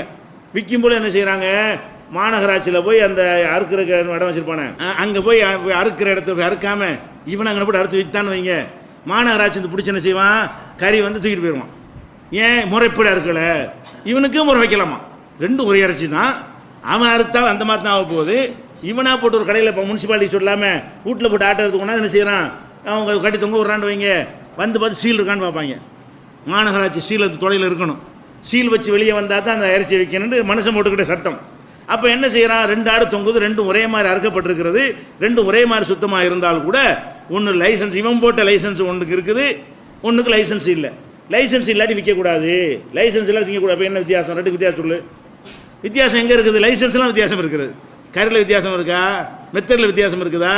லைசன்ஸ் வாங்கி செய்கிறதுக்கு லைசன்ஸ் வாங்காமல் செய்கிறதுக்கு டிஃப்ரெண்ட் இருக்கா இல்லையா? ஒருத்தன் கார் ஓட்டுறான், லைசன்ஸ் வாங்காமல் ஓட்டுறான், வாங்கி ஓட்டுறான், 2 பேர் வர, அவனு பேர் நல்லா தான் ஓட்டுறான். என் லைசன்ஸ் வாங்கணும் கூட ஒழுங்காக ஓட்ட மாட்டேன் சில நேரத்தில். லைசன்ஸ் வாங்காத நல்லா ஓட்டுவான், ஆனால் யாரை பிடிப்பான்? பேப்பர் எங்கடா, உனக்கு அனுமதி வாங்கினியா ரோட்டில், எங்கள் ரோட்டில் ஓடுறதுக்கு அதுக்குள்ளே வரியை கட்டி அரசாங்கத்தில் பர்மிஷன் வாங்கினியா? சாலை அரசாங்கத்துக்கு சொந்தமானது, இதில் ஓடுறதா இருந்தால் இதில் எங்கள் பர்மிஷன் வாங்கியிருக்கணும். அந்த லைசன்ஸ் உனக்கு என்ன செய்யணும், இருக்கணும், வச்சிருக்கிறியா? ஓட்டுவதற்கு லைசன்ஸ்னு வச்சிருக்கிறான். அப்போ லைசன்ஸ் இல்லாத ஒன்றை வந்து நம்ம வாங்குவோமா? நெருங்கிய நண்பராகவே இருக்காரு, லைசன்ஸ் இல்லாத இன்சூரன்ஸ் எல்லாம் வண்டியை கொண்டாந்து தர்றாரு, ஓட்டுவோமா? நண்பருங்க அது வருங்க, இன்சூரன்ஸ் பிடிச்சிக்கிடுவாங்க, ஆக்சிடென்ட் ஆச்சுன்னா யார் பதில் சொல்கிறது, சிக்கலாக போயிடும், நம்ம எடுக்க மாட்டோம் தானே நம்ம. அப்போ லைசன்ஸ் இல்லாத ஒரு ஆள் செய்கிறவங்க நண்பர் வர்றாரு, வண்டி வச்சிருக்கிறீங்க, நான் ஓட்டுறேங்கிற, உட்கார விடுவீங்களா? லைசன்ஸ் எல்லாம் ஓட்டிது ஆச்சுன்னா என்னடா ஆகுறது, எங்கே மோதிட்டேன்னு வை, இன்சூரன்ஸ் கிளைம் பண்ண முடியுமா? போலீஸ் கேஸ் ஆகி போயிடும் அப்படின்னு சொல்லி மறுக்கிறோமா இல்லையா? அது நட்புக்கு எதிர்ன்ற அர்த்தமா? அந்த அடிப்படையில் நாம் இந்த இஸ்லாமிய நம்பிக்கை, எங்கள் நம்பிக்கை பிரகாரம் உயிரினங்களை கொல்லக்கூடாது, மனுஷனையும் கொல்லக்கூடாது, வேற எந்த உயிரினத்தையும் கொல்லக்கூடாது. எந்த உயிரினத்தை சாப்பிட அல்லாஹ் அனுமதித்து இருக்கிறானோ அவன் அனுமதிக்கிற ஒரு கண்டிஷனும் அனுமதிக்கிறான். என்ன கண்டிஷன்? என் பேரை சொல்லி, இறைவா நீ அனுமதிச்சதால் தான் நான் அறுக்கிறேன், இல்லாட்டி இந்த உயிரினத்தை கொல்லணுங்கிறாள் நான் கிடையாது, நான் கொடூரமானவன் கிடையாது, உயிரை கொன்று திங்கிறாள் நான் கிடையாது, நீ பர்மிஷன் கொடுத்த, நீ தான் சொந்தக்காரன், நல்லா தின்னுங்கப்பான்னு சொன்னேன், நீ சொன்னதுனால தான் அறுக்கிறேங்கிறது பிஸ்மில்லாவுடைய அர்த்தம். பிஸ்மில்லான்னு சொல்லிட்டு அல்லாஹுக்கு பெரிய சேர்த்து வரமா இல்லையா? உன் பெயரால் அறுக்கிறேன், நீ தான் பெரியவன், நீ பெரியாள், நீ சொல்கிறத கேட்டு தான் உன்கிட்ட பர்மிஷன் வாங்காமல் பெரியாள்கிட்ட பர்மிஷன் வாங்கணுமா இல்லையா? அவன் தான் பெரியவன், அவன்கிட்ட பவர்ஃபுல்லானவன், உன்கிட்ட பர்மிஷன் வாங்கணும். அப்போ இவங்க மற்றவங்க அறுத்தால் கூட அவங்க என்ன செய்யலை, எவன் படைச்சாந்து பேசிக்கே ஒத்துக்கிறல, திருட்டாட்டா இருக்கிற மாதிரி தான் நம்ம நம்பிக்கை பிரகாரம். நீங்கள் முதல்ல இறைவனை ஒத்துக்கொள்ளலை, அவன் அனுமதிச்சதுனால தான் திங்கிறேன்னு உங்கள் கொள்கை கிடையாது. அவன் தடுத்தாலும் திம்பிங்க, தடுத்த பன்றியெல்லாம் நாயெல்லாம் திங்க கூட செய்கிறாங்களா இல்லையா? அவன் தடுத்து கொள்ளணும், அனுமதித்தால் அனுமதிக்கணுங்கிற கொள்கை இருந்தால் தான் அவர்கள் லைசன்ஸ் படி செய்கிறார்கள்ங்கிற அர்த்தம் வரும் எங்கள் நம்பிக்கை பிரகாரம். அப்போ எங்கள் நம்பிக்கை பிரகாரம் படைத்த இறைவனை ஏற்று அவன்கிட்ட பர்மிஷன் வாங்கி தான் ஒரு உயிரினை அறுக்கணும். கத்தரிக்காய் உருளைக்கிழங்குக்கு அது உயிரெல்லாம் கொடுக்காத காரணத்தினால அதுக்கு லைசன்ஸ் எல்லாம் போடலை, அதுக்கு வந்து பிரச்சனை இல்லைன்னு விட்டுட்டான்லாம். அந்த மாதிரியான அடிப்படை சைக்கிளுக்கு லைசன்ஸாக இருக்குது, அது மாதிரி சைக்கிள் ஓட்டுறது லைசன்ஸ் தேவையில்லை, 2 வீலருக்கு லைசன்ஸ் வச்சுருக்கானா இல்லையா? அப்போ கத்திரிக்காய் உருளைக்கிழங்குலாம் சைக்கிள் மாதிரி ஓட்டிகிட்டு போ அப்படின்னு நல்லா விட்டுவிட்டான். இதெல்லாம் கார் மாதிரி லைசன்ஸ் தான் ஓட்டணும், அப்படி எல்லாம் பிரித்து காட்டுறான். 2 விதமாக என்ன செய்யறான், கொஞ்சம் பவர்ஃபுல்லானதுக்கு லைசன்ஸ் வேணும், ஆர்டினரியாக உள்ளது லைசன்ஸ் வேணாம் அப்படிங்கிற ஒரு மனிதன் பிரித்து காட்டுற மாதிரி எல்லாம் அது மாதிரி பிரிக்க தான் செய்கிறான். அப்போ சைவ விஷயங்களுக்கு நீ லைசன்ஸ்லாம் தேவை கிடையாது. நான்வெஜ்ஜுங்கிற உயிர் என்னுடையது, நான் உயிரை கொடுத்துருக்கேன், அது எடுக்கிறதுக்கு உனக்கு பர்மிஷன் கிடையாது, நான் கொடுத்தா தான் ஒவ்வொரு ஆட்டாக இருக்கும், ஒவ்வொருத்தரும் தனித்தனியாக வாங்கணும். ஒவ்வொரு உயிரினத்துக்கு என்ன செய்யணும், இதை அறுக்கிறேன், எல்லாம் உன் அனுமதியை கொண்டு அறுக்கிறேன், நானாக இருக்கலை, இந்த ஒரு எண்ணம் வர வேண்டும் என்பதற்காகத்தான் அல்லாஹ் அந்த ஒரு சொல்லை நம்ம கற்று தந்திருக்கிறான். அப்போ இதனால வேணாங்க, நம்ம என்ன செய்கிறோம், நம்ம பர்மிஷன் இல்லாத ஒன்று நம்ம நம்பிக்கை பிரகாரம் அவங்க பர்மிஷன் வாங்கலை, அவங்களும் இருக்கலை, அவங்க உருளைக்கிழங்கு தான் வாங்கிக்கிறோமா இல்லையா? உருளைக்கிழங்கு அறுத்து கொண்டாந்தாங்க திங்கிறோம். எங்கள் நம்பிக்கைப்படி இறைவன்ட்டு பர்மிஷன் இப்படி வாங்கினா தாங்க திங்கணும்னு இருக்குது. அது நீங்கள் அந்த இறைவனை ஏற்றுக்கொள்ளாமல் இருக்கும், நாங்கள் இப்படி சாப்பிட்றது பல தெய்வ வணக்கம் மாதிரி உள்ளதில் சேர்ந்துடும், இப்படின்ற ஒரு விஷயத்தை நம்ம என்ன செய்யணும், புரிய வைக்க வேண்டும். அடுத்து என்ன செய்வாங்கன்னு கேட்டால், நம்முடைய கோலம் அதுக்கு வந்துடுவாங்க. கோலம் இருக்குல்ல, எல்லோரும் ஒரு மாதிரியாக இருப்பாங்க, இவங்க மட்டும் என்ன செய்வாங்க, ஒரு மாதிரியாக முழங்கால் கிழிச்சிப்பா போட்டுக்குருவாங்க, ஒரு மாதிரியாக தலைப்பா கட்டிக்கிடுவாங்க, ஒரு மாதிரியாக தாடி வச்சுக்கிடுவாங்க. எங்களை மாதிரி நீங்கள் இருக்க வேண்டியது தானே, இல்லை நாங்கள்லாம் பேண்ட் போட்டால் இவங்க வந்து லுங்கி கட்டிக்கிடுவாங்க, இப்படிங்கிற மாதிரி என்ன செய்கிறது, இப்படி சில வித்தியாசங்கள் இருக்கும்ல, அந்த வித்தியாசங்களை எடுத்து வைத்துக்கொண்டு ஊரில் எல்லாருக்குமே இருக்க வேண்டியதான். சில ஊருக்கு போனீங்கன்னா ட்ரெஸ்ஸை பார்த்து முஸ்லீம் கண்டுபிடிச்சிடலாம், வேறு அடையாளங்களை வச்சு கண்டுபிடிக்க தேவையில்லை. ட்ரெஸ்ஸை பார்த்து என்ன செய்யலாம், தொப்பி போட்டுக்குருவாங்க, இப்படி சில ஊரில் தொப்பி போட்டே இருப்பாங்க எல்லா நேரமும், அதை வச்சு அதை கண்டுபிடிச்சிக்கலாம். சில ஊரில் லுங்கி, ஊருக்கு போக வெளியே பேண்ட் போட்டுருப்பாங்க, ஊருக்குள்ளே இறங்கும்போது லுங்கி மாற்றிக்கிடுவாங்க. அந்த ஊரில் எல்லாம் லுங்கி கட்டுறது வழக்கமாக இருக்கும், அதனால் ஊர் வெளியே விட்டு வரும்போது பேண்டை போட்டு வருவாங்க. அப்படி சில ஊர்கள்லாம் இருக்குது. அந்த ஊர்களில் இப்படி சில ஊரில் ஒரு பழக்கம் இருக்குது, இவங்க தனித்து காட்டுறாங்க. தனித்து காட்டுறதுனால நீங்கள் ஒதுங்குறீங்க, எல்லாத்தையும் இணங்கி இருந்தால் என்ன அப்படின்னு கேட்குறாங்க. அதில் வந்து தாடியெல்லாம் அதில் வருது. அதில் என்ன வருது, தாடி வைக்கிறதெல்லாம் சேர்த்துக்கிறாங்க. முதல்ல இந்த நட உடை பாவனை பழக்க உடைகள் எல்லாம் இருக்குது பாருங்களேன். இதில் இப்படி நினைக்கக்கூடியவர்கள் வந்து அவங்க அதே மாதிரி தனித்திருக்கிறத மறந்துடுறாங்க. அவங்களையே இப்போ நம்மளில் சில பேர் ஜிப்பா போடலான்னு வைங்க, அவங்க எல்லோரும் ஒரே யூனிஃபார்ம் ட்ரெஸ் போட்டுருக்காங்களா? அந்த மதத்தில் உள்ளவர்களே ஒருத்தர் சில காவியை உடுத்தி திரிகிறாரு, ஒருத்தர் சட்டையே இல்லாமல் போகிறாரு, ஒருத்தர் துண்டை மட்டும் வேலை போட்டு போகிறாரு, ஒருத்தர் என்ன செய்கிறார் முழங்கால்கள் ட்ரெஸ் பண்ணிட்டு போகிறாரு. அவங்கள்ட்ட ஒரு மதம் ஒரு கொள்கையில் உள்ளவங்களே பல ட்ரெஸ்ஸாக தான் இருக்கிறாங்க. அது குடும்பம் கோத்திரம் அது கிராமம் அதை வச்சு தீர்மானிக்கப்படுற அவங்க ஊர் பழக்கத்தை வச்சு என்ன செய்வாங்க தீர்மானித்துக் கொள்வார்கள். அப்போ இந்த ட்ரெஸ்ஸில் வரக்கூடிய இந்த வித்தியாசத்தை வைத்துக்கொண்டு அவங்க என்ன பார்க்குறாங்க, நம்ம தனியாக போகிறோங்கிறீங்களா? அப்போ நீங்கள் என்ன காட்டணும், அனைவரையும் ஒரு கூட்டத்தில் காட்டுங்க, ஒரு பப்ளிக் மீட்டிங்கு போய் பாருங்கள், ஒரு திமுக மீட்டிங் அண்ணா திமுக மீட்டிங் ஒரு மதத்துறை மீட்டிங் போய் பாருங்கள். அம்பிட்டு பேர் ஒரே மாதிரி ட்ரெஸ் பண்ணியிருக்கிறான், பல விதமாக தானே போட்டிருக்கான். நாங்கள் பண்ண மட்டும் டிஃப்ரெண்ட், நீ ஒன்று கண்ணு சரியில்லை, கண்ணாடி போட்டு நீ வேறு தப்பான கண்ணாடி போட்டு பார்க்குறேன், எல்லாரும் பார்த்தோன்னா அவன் பல மாதிரி இருக்கிறான், பல குளத்தில் இருக்கிறான், அவனுங்க தான் பல பொருத்த மொட்டை அடிச்சிருக்கான், ஒரு முடி வச்சுருக்கான், எல்லாமே அதில் இருக்கிறான். நம்மளை மட்டும் என்ன செய்கிறாங்க, இவங்க வித்தியாசமாக இருக்கிறாங்க அப்படிங்கிற மாதிரி பார்க்குறாங்க. அவ்வளோ வேண்டியதில்லை. டோட்டலி டிஃப்ரெண்ட்டாக இருக்கிற ஒரு சமுதாயம் அது தோற்றத்தில் சீக்கிய சமுதாயம். ஒரு இந்திய மக்களுக்குன்னு ஒரு பொதுவான தன்மையிலிருந்து 100% தனி அடையாளத்தோடு இருக்கிறவங்க யார், சிங்குகள்னு சொல்கிறாங்க இல்லையா, சீக்கியர்கள் இருக்கிறாங்க. அவங்க நம்மளாவது முஸ்லீமாவது பேருக்கு முஸ்லீம்னு வச்சுக்கிறானே தவிர அனைவரும் தாடி வைக்கிறது இல்லை, விரும்பினவன் தான் வைக்கிறான், அது சரியான கொள்கையில் உள்ள தான் வைக்கிறான். அதிகமான பேர் வைக்கிறதுல இது வந்து மதத்தில் கட்டாயப்பட்டு திணிக்கிற அளவுக்கு நம்மளோட சொல்கிறதும் கிடையாது. இல்லாட்டி உன்னை மதத்தை விட்டு நீக்கிடுவோம், உன்னை ஜனாசாவுக்கு அடக்கம் செய்ய மாட்டோம், பள்ளியாசல் விட மாட்டோம்லாம் என்ன சொல்லியிருக்கிறானா, சொல்ல மாட்டான், தாடிக்கெல்லாம் சொல்ல மாட்டான். தாடி வைக்கிறது சொல்ல சுண்ணத்துமா விரும்பணும் வைக்க அப்படி தான் போயிட்டு இருக்குங்க. அங்கே என்ன விஷயம், வைக்கலன்னா அங்கே இருக்க முடியாது, தாடி வைக்கலைன்னா இதில் சேர முடியாது, சீக்கியனாக இருக்க முடியாது, சிங்கிள் சேர்க்கவே மாட்டாங்க. அப்போ தாடி வைக்கிற கம்பல்சரி ஆக்கி வச்சுருக்கிறாங்க. சரி தாடியாச்சும் பரவாயில்லை, தலை 24 ஹவர்ஸ் வெளி உலகத்தில் தலைப்பா தான், தலைப்பா வச்சு டோட்டலாக மறைச்சிட்டு இருக்கணும். அது வந்து ஒரு அனீசியான ஒரு ஆடையாக இருந்தும் கூட அதை பார்க்காம என்ன செய்கிறாங்க அவங்க இருக்கிறாங்க. இப்படி பேசக்கூடியவர்கள் அவங்க விஷயத்தில் எனக்கா பேசியிருக்கிறாங்களா நான் கேட்குறேன், கசப்பில் பேசுகிறாங்களா நிஜத்துக்கு பேசுகிறாங்களா? எல்லா வகையில் 100% தனி ஒரு ட்ரெஸ்ஸோடவே அவங்க இருக்கிறாங்களே. நான் அவங்கள வெறுக்கிறதுக்கு சொல்லலை, அது அவங்க பழக்கம், நம்ம வெறுக்கலை, அதை நம்ம குறையும் சொல்லவில்லை. இதை நீ குறையாக சொல்லக்கூடிய ஆள். முஸ்லீமில் அனைவரும் தாடி வைக்கலை, ஏதோ கொஞ்சம் பேர் வச்சு கொஞ்சம் பேர் வைக்கலை. இந்த கொஞ்சம் பேர் தாடி வச்சதுனால நாங்கள் தாடி இல்லாமல் இருக்கோம், நீ தாடி வச்சுட்டு இருக்கிறான் அப்படிங்கிற மாதிரி ஒரு சித்திரத்தை உண்டாக்கி பிரிவினை காட்டுறதுக்கு அப்படி தூண்டுறீங்களே. எல்லாரும் வச்சுக்கிட்டு இருக்கிறான், அதையில் நீங்கள் முதல்ல சொல்லணும், அதையில் நீங்கள் விமர்சிச்சிருக்கனே. இவங்க சரியில்லாத ஆளுக்கு சொல்லுங்கள் பார்ப்போம், சொல்ல மாட்டாங்க. ஏன் உள்ளூரை வந்து நம்ம மேலே வெறுப்பு இருக்குது, அவங்களுக்கு உள்ளூர் வெறுப்பு இல்லை. காரணம் என்னென்னு கேட்டால் உள்ளூர் அவங்கள வந்து அவங்கள மதத்தில் போய் சேர போகிறதுல இவங்க லாஸு கிடையாது, நெருங்கி பிள்ளை கொஞ்சம் கொஞ்சமாக போய் சீக்கிரமாக சேர்ந்துட்டு இருக்கிறானா, அதனால் அவன் மேலே வெறுப்பு வர மாட்டேங்குது. நம்ம மேலே மட்டும் என்ன வெறுப்பு வருது, இவங்க 100ங்கிறாங்க 150 ஆகிட்டாங்க 200 ஆகிறாங்க, இப்படி கூட்டிகிட்டே போகிறாங்க, இன்னத்தியாக சொல்லி வெறுப்பை தக்க வச்சுக்கிட்டே இருப்போம், முஸ்லீம்களுக்கு பிடிக்காத மாதிரி ஒரு தோற்றத்தை உண்டாக்குங்கிற சொல்கிறீங்களா? நிஜமாக உங்களுக்கு பிடிக்கலையா? இந்த ட்ரெஸ் அணிகிறது உங்களுக்கு வித்தியாசமாக இருக்குது, நிஜமாக பிடிக்கலன்னா அவனை முதல் சொல்லிட்டு எங்கள்கிட்ட வாங்க. அப்படி சொல்லலையே, நீங்கள் யாருமே சொல்லலையே, அதை நம்ம பார்க்க வேண்டும். இதனால் இது வந்து பொய்யா சொல்கிறார்கள். அதே நேரத்தில் வந்து நம்ம தாடி வைக்கிற விஷயம் இருக்குது இல்லையா, அது வந்து தாடி வைக்க நம்ம ஏன் தாடி வைக்கிறோம், இவன்கிட்டேருந்து வித்தியாசப்படுறதுக்காக வைக்கிறோம். இந்த நாட்டுக்கு இஸ்லாம் வர முந்தையே தாடி வைக்க சொல்லியாச்சு. இதை இந்தியாவில் வந்து இவனுக்கு நமக்கு சண்டை வந்து உன்லேருந்து நான் டிஃப்ரெண்ட்டாக இருக்கிறேன் பாருண்ட தாடியை வச்சு ஆரம்பித்தோம், இனிமேல் நாங்கள் உங்களுக்கு போட்டியாக தாடி வைக்க போகிறோம். இவங்களோட உள்ள பஞ்சாயத்தாது, இந்த நாட்டில் உள்ள இந்துக்களுக்கு நமக்குள்ள பஞ்சாயத்தாக தாடி வைக்கிறது, இந்த நாட்டில் உள்ள கிறிஸ்தவர்கள் நமக்குள்ள பஞ்சாயத்தை தாடி வைக்கிறது. நமக்கு நபிகள் நாயகம் காலத்தில் இந்த நாட்டுக்கு இஸ்லாம் வருவதற்கு முன்னாடியே நமக்குடைய சட்டம் இது. நம்முடைய சட்டம் வந்து அல்லாஹ்வினால் தரப்பட்டு அல்லாஹ்வுடைய ரசூலால் சொல்லப்பட்டு அதற்காக நம்ம இதை செய்கிறோமா, இவங்களுக்கு மாற்றம் செய்கிறதுக்காக நம்ம செய்கிறோமா? மாற்றம் செய்கிறதுக்காக செய்யலை. அப்போ தாடி வைத்தல் என்பது எங்கள் மார்க்கத்தில் வந்து சட்டம் என்பதற்கு செய்கிறோமே தவிர இந்துக்கள்லேருந்து நாங்கள் வந்து பிரித்து காட்ட வேண்டும் என்பதற்காக செய்யலை. அதே நேரத்தில் நீங்கள் என்ன பார்க்கணும், இந்த தாடி விமர்சனம் பண்ணுறாங்கல்ல, அப்படி விமர்சனம் பண்ணுறவங்களா இருந்தால் புரிஞ்சுக்கிறக்காக சொல்கிறேன். தமிழில் எந்த இணையதளத்தோடு இருந்தாலும் தாடியை தான் போய் பயங்கரமாக காட்டுறாங்க, தாடி வச்சீங்கன்னா தீவிரவாதிங்கிற மாதிரிலாம் சித்தரித்து பேசுகிறாங்க. தமிழர்கள் அத்தனை பேரும் ஒரு ஆளை ரொம்ப மதிப்பாங்க, யார் கடவுள் இல்லைங்கிற ஆளுக்கு உள்பட என்ன செய்வாங்க, ரொம்ப மதிக்குவாங்க. அவர் யார், திருவள்ளுவர். அவர் வேதமாக்கணுங்கிறாங்க, அவருடைய புஸ்தகத்தை என்ன செய்யணும், தமிழர்களுக்கு பொதுமறை, உலகத்துக்கு பொதுமறையாக்கணும் என்கிற அளவுக்கு என்ன செய்கிறாங்க, அனைத்து லாங்குவேஜில் மொழிபெயர்க்கணும்லாம் சொல்கிறாங்க. அவர் எப்படி இருக்கார் திருவள்ளுவர்? அவர் போய் கேட்கணும், என் தாடி அமைச்சார்ந்து நீ திருவள்ளுவர்னு காட்டி திருவள்ளுவர் எப்படி இருக்காரு, நாங்கள் தாடி வச்சு அப்படி தனியாக போகிறோன்னு சொல்கிறீங்க, அப்போ திருவள்ளுவர் தாடி வச்சுட்டு இருக்காரு, அவரே வெறுக்க மாட்டேங்கிற, இந்த தாடி வச்சவனை ஏற்றுக்க கூடாது, இவனை வெறுக்கணும்னு சொன்னீங்களா யாராச்சும்?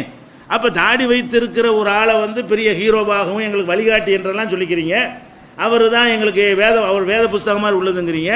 எக்காலத்துக்கும் முக்காலத்துக்கும் பொருந்தும் என்றெல்லாம் சொல்கிறீங்க அவருடைய போதனை. அப்போ நீங்கள் போதனையை பார்த்தீங்களா, தாடியை பார்த்தீங்களா? அது மாதிரி எங்கள்கிட்டையும் பாருங்கள். ஏன் தாடி எதுக்கு நீ பார்க்குற? போதனையை பாரு. அப்போ வெறுக்கிறவங்க இவங்க தான் ஜாஸ்தியாக இருக்கிறாங்க. அடுத்து அதிகமாக வெறுக்கிறவங்க யாருன்னு கேட்டிங்கன்னா மேற்கத்திய உலகம். மேற்கத்திய இப்போ ஃபுல் சேவடாக இருக்கிறான். எல்லாம் ஃபுல் சேவ். அவன் தான் கற்றுக் கொடுத்ததே சொல்லப்போனான். அப்போ எல்லாம் ஃபுல் சேவாக இருக்குமா என்ன செய்கிறான்? சேவ் பண்ணிட்டு இருக்கிறதுனால முஸ்லீம்லாம் தாடி வச்சுருக்கான், அவன் இருக்கிறான், தாடி வச்சா தீவிரவாதி, தாடி வச்சா முஸ்லீமுக்கு அடையாளங்கிற மாதிரி என்ன செய்கிறாங்க, அவங்க வெறுக்கிறாங்க. அது நெசமாக இருந்தால் அவங்க யாரை கடவுள் குமாரன்னு சொல்கிறாங்க, அவர் எப்படி இருக்கிறாரு? அவங்க யாரை வணங்குறாங்க? கடவுளுடைய குமாரன்னு இயேசுவை வணங்குறாங்க. இயேசு என்ன செய்கிறாரு? வழி ஃபுல் சேவாக இருக்காரா? தாடி இருக்கிறாரா? நாடகத்தில் காட்டுறீங்க, சிலையில் காட்டுறீங்க, படமாக காட்டுறீங்க. அது அவர் தானே இல்லையா? அந்த டாபிக் நான் போகலை. உங்கள் நம்பிக்கை பிரகாரம் வந்து இதான் இயேசுன்னு ஒரு ஆளை காட்டுறீங்க. அவர் தாடியோடு இருக்காரு, சேவ் பண்ணிட்டு இருக்காரா? அப்போ ஏன் அவர் இருக்கின்ற எங்களை வருது அவர் இருக்கணுமா இல்லையா? இருந்தாலும் தாடி வச்சுருக்காரு, நம்மளாம் டிஃப்ரெண்ட்டாக இருக்கிறாரு அப்படின்னு சொல்லிட்டு அவரை போதிக்கிறீங்க. கடவுளுங்கிறீங்க, நான் கருணையாக வந்தாருங்கிறீங்க, அது நல்லவருங்கிறீங்க, அவர் தான் வழிகாட்டிங்கிறீங்க, அவர் தான் ஃபாலோ பின்பற்ற வேண்டும்ங்கிறீங்க. அவரை பின்பற்ற வேணும்னு சொல்லிக்கொண்டு அவர் மாதிரி தாடி வைக்கிறவனே நேசிக்கூட செய்யணும். நம்ம தான் வைக்க முடியல. இவங்களாச்சும் இயேசு மாதிரி என்ன செய்கிறாங்க, தாடி வைக்கிறாங்க, பரவாயில்லை அப்படின்னு விருப்பம் உங்களுக்கு வரணும். உங்களுக்கு செய்ய முடியாது, நாங்கள் செய்கிறோன்ட்டு எங்கள் மேலே நேசம் வரணுமா இல்லையா? திருவள்ளுவர் செஞ்சதை இவங்க செய்கிறாங்க அப்படி உங்களுக்கு நேசம் வரணுமா இல்லையா? இந்த பகுத்தறிவாதி போல தமிழ்நாட்டில் அம்புட்டு பகுத்தறிவாதையும் ஒரு ஆளை தான் தலைவர்னு சொல்லிட்டு இருக்கிறாங்க, தந்தைன்னு. அவர் யார்? அவர் ஏன் தாடி வச்சிருந்தாரு? அவர் கேட்க வேண்டியான போய் இவரை பெரியாருங்கிறாங்க. அவர் தானே கருணாநிதி சொல்லுவார், எம்ஜிஆர்னு சொல்லுவார், ஜெயலலிதான்னு சொல்லுவாங்க. அவங்களோட எல்லாத்துலையும் அந்த தாடி படத்தை போட்டு தானே என்ன செய்கிறாங்க, விளம்பரம் பண்ணுறாங்க. பெரியார் அண்ணாவும் இல்லாத திராவிட இயக்கங்களை போஸ்டர் பார்க்க முடியுமா நீங்கள்? அந்த பெரியார் யார்? அவரையும் தாடி வச்சார். அப்போ தாடி வெறுப்புக்குரியதுன்னா என்ன செஞ்சிருக்கணும்? அப்போ வெறுத்துருக்கணும். இந்த தாடி வச்சுட்டு நமக்கு தனி கோலத்தில் இருக்காரு. எல்லா மக்களும் இப்படி இருக்கும், அவரையும் தாடி வச்சாருன்னு இருக்கிறேன். நாட்டில் உள்ள அத்தனை பேர் தாடி வைக்காமல் இருக்கும்போது அவரையும் தாடி வச்சார். சரி, வச்சது உனக்கு பிடிக்கலன்னா அவர் மேலே உனக்கு வெறுப்பு வரல. எங்கள் மேலே வெறுப்பு வருது, அவர் மேலே வரலன்னா மேட்ரு தாடி இல்லை. தாடி வைக்காட்டல நீ வெறுப்ப. நீ வேற ஒரு நோக்கத்திற்காக வெறுப்பை வந்து உள்ளத்தில் ஏற்றி வச்சு இருக்கிற. இது இல்லாட்டி அது இல்லாட்டி இது ஏதாவது உனக்கு சொல்லி மக்களை வெறுக்க வைக்கணுங்கிற காரணமா தாடி காரணமா? அப்போ தாடி காரணம் இல்லைங்கிறது ஒரு பெரியாரும் ஒரு திருவள்ளுவரும் ஒரு இயேசும் பத்தாதா? அதே மாதிரி இந்த மார்க்சியம் பேசக்கூடியவங்களும் என்ன செய்வாங்க, அவங்களும் கொஞ்சம் இதெல்லாம் பேசுவாங்க. அவங்க யாரை முக்கியமாக நினைக்கிறாங்க? லெனின் ஒருத்தர் இருந்தார், லெனின். அவர் தாடி வச்சிருந்தாரா? யாரை கேட்க வேண்டியன்னு போய் நம்ம கேட்குறாங்களே தாடி வச்சு வெறுத்துக்கிறேன்னு. யாரெல்லாம் இந்த தாடி மேட்டில் தலையிறாங்க அம்புட்டு பேருமே அவங்க முன்னோடிகளாக தாடி வச்சு ஆத்தா வச்சுருந்தாங்க, இன்றைக்கி வச்சுட்டு இருக்காங்க. யாரை முன்னோடிகள் சொல்கிறாங்களோ, யாரை வழிகாட்டின்னு சொல்கிறாங்களோ அவங்க அனைவரும் நினச்சிருக்கிறாங்க, ஒவ்வொருத்தருடைய முன்னோடியும் தாடி வச்சுருக்கிறாங்க. அப்போ தாடி வைத்திருக்கிறவர்களை எல்லாம் முன்னோடின்னு சொல்லிக்கிறீங்க ஒரு பக்கம், நீ மட்டும் தாடி வைக்காத, நீ தீவிரவாதி, நீ தனிச்சு காட்டுறன்னு என்ன அர்த்தம்? அதனால் இந்த தாடிங்கிறது ஒரு மேட்ரு வந்து வேணும்னு வீம்புக்காக என்ன செய்கிறாங்க. நம்ம எதுக்காக தாடி வைக்கிறோம்? இப்போ முதல்லலாம் வந்து தாடி வைக்கிறது பிற்போக்கு, ஆரோக்கியத்துக்கு குறைவுலாம் சொன்னாங்க. இப்போ என்ன பண்ணிவிட்டான், தாடிக்கு தனியாக ஆராய்ச்சி பண்ணிவிட்டான். ஆராய்ச்சி பண்ணி அமெரிக்காவில் வந்து சுகாதாரத்துக்குன்னே ஒரு மையம் வைத்து ஆய்வு செய்கிறான். ஆய்வு செஞ்சவன் என்ன செய்கிறான்னா, தாடியினால் ஏற்படும் நன்மைகள், ஏன் இவர்கள் இன்னும் தாடி வைக்காமல் இருக்கிறார்கள் கேட்குற அளவுக்கு என்ன செய்கிறான், தாடியுடைய நன்மைகள் அவன் சொல்லக்கூடிய காட்சியெல்லாம் பார்க்குறோம். ஃபஸ்ட்டு என்ன செய்கிறான், சாதாரணமாக விஞ்ஞானிகளுக்கு சம்மந்தம் இல்லாத பொதுவான லாஜிக் அவன் கேட்குறான். என்ன செய்கிறான்னு கேட்டால், தாடி வைக்காமல் நீ சேவ் பண்ணேன்னு சொன்னால் உனக்கு வந்து நிறைய செலவு ஜாஸ்தியாகும். என்ன செலவாகும் அவன் சொல்கிறான், அதில் பிளேடு வாங்குகிற செலவு, ஷேவிங் க்ரீம் வாங்குகிற செலவு, அதுக்கு பிறகு லோஷன் தடவுறியில் அதுக்குள்ள செலவு. இது வந்து வாரத்துக்கு ஒன்று, டெய்லி ஒன்று, 2 நாளைக்கு ஒன்று என்று நீ செய்து கொண்டிருந்தாயானால் அதை ஒரு மாதத்துக்கு உண்டியலில் போட்டு பாரு, ஒரு வருஷத்துக்கு போட்டு பாரு எவ்வளோ ரூபா வரும்ண்டு. அப்போ பொருளாதார ரீதியாக பெரிய அளவில் என்ன செய்கிறது, செலவாக்கப்படுகிறது. அப்போ அந்த மாதிரியான பொருளை வாங்கி ஒரு மாதம் 2 மாதத்துக்கு செலவழிக்கிறீங்களே, அப்போ எவ்வளோ பணம் அதில் செலவாகி கொண்டு இருக்குன்னு பார்த்தீங்கன்னா பொருளாதாரம் அவ்வளவு லாஸ் ஆகுது. இதில் தாடியை சேவ் பண்ணுற காரணத்தினால நிறைய பொருளாதாரம் லாஸ் ஆகுதுங்கிறத ஃபஸ்ட்டு அவன் சொல்கிறான் அந்த ஆய்வில். ரெண்டாவது என்ன செய்கிறான்னு கேட்டால், ஒரு 15 வயசில் ஒருத்தன் வந்து சேவ் பண்ண ஆரம்பிக்கிறான்னு வைங்க, அவனுக்கு போய் ஆரம்பிச்சிடான், ஒரு 55 வயசு ஆகிடுச்சு. இந்த 55 வயசு வரைக்கும் இவன் சேவ் பண்ணதுக்கு எவ்வளோ செலவழிச்சிருமான் டைமு என்று கணக்கு பண்ணி பார்த்து அவங்க சொல்கிறாங்க 3350 மணி நேரம் செலவாயிடுச்சு அவனுக்கு.